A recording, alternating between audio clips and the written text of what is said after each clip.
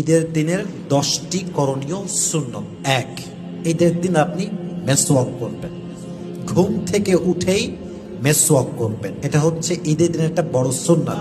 2, ঈদের দিন বাহিরে বের হওয়ার আগে অর্থাৎ ঈদগাহে যাওয়ার আগে একটা সুগন্ধি ব্যবহার করবেন। 3 নম্বর হচ্ছে ঈদের দিন গোসল করা, তবে এটা ঈদগাহে যাওয়ার আগে করা উত্তম। 4 নম্বর সুন্নত হচ্ছে ঈদের দিন ঈদগাহে যাওয়ার পূর্বে কিছু একটা মুখে দিয়ে যাওয়া খাবার খেয়ে যাওয়া উত্তম।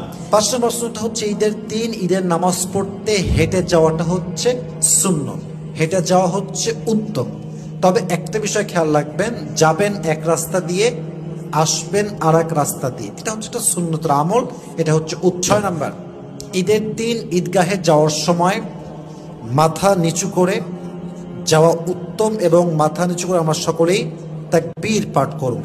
তাকবীরটা হচ্ছে আল্লাহু আকবার, আল্লাহু আকবার, লা ইলাহা ইল্লাল্লাহু আল্লাহু আকবার, আল্লাহু আকবার ওয়ালিল্লাহিল হামদ।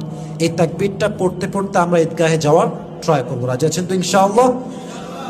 7 number, from your best level of capacity you have to be well dressed, যতটুকু পারা যায় নিজেকে ভালো পোশাকে নিয়ে আসার ট্রাই করুন। 8 নাম্বার, নামাজের জন্য যখন আপনি ঈদগাহে যাবেন তার পূর্বে মানে নামাজের পূর্বে সাদাকায়ে ফিতর দেওয়াটা অনেক বড় উত্তম একটি কাজ। যদি আপনি তখন না করতে পারেন তাহলে কিন্তু আপনার সাদাকাটা আদায় হবে না ফিতর হিসেবে। আমি আগেও বলেছি ঈদের নামাজের আগে যে ফিতরা আদায় করবে এটা হবে তার ফিতরা অনুযায়ী, অর্থাৎ এটা তার ফিতরা হিসেবে কবুল করা হবে। যদি ঈদের নামাজের পরে সে দান করে এটা ফিতরা হবে না, এটা হবে সাধারণ একটা দানের মতো। অতএব ট্রাই করবেন আগেই দান করার জন্য। রাজি আছেন তো ইনশাআল্লাহ? 9 নাম্বার, ঈদের দিন আপনার মনে যত কষ্ট থাক, যত দুঃখ থাক, ঈদের নতুন জামা কিনতে পারেন নাই, ভালো পোশাক পরতে পারছেন না, আব্বা আম্মা গরিব ঘরের সন্তান, আপনি সব কিছু ভুলে গিয়ে ঈদের দিন নিজের চেহারা একটা মুচকি হাসি রাখবেন।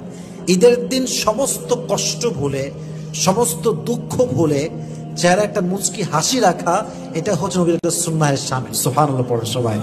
সর্বশেষ 10 নম্বর আমলটা হচ্ছে আনন্দ অভিবাদন বিনিময় করা, এটা হচ্ছে ঈদের একটা মুস্তাহাব আমল, একটি ভালো আমল, উত্তম আমল।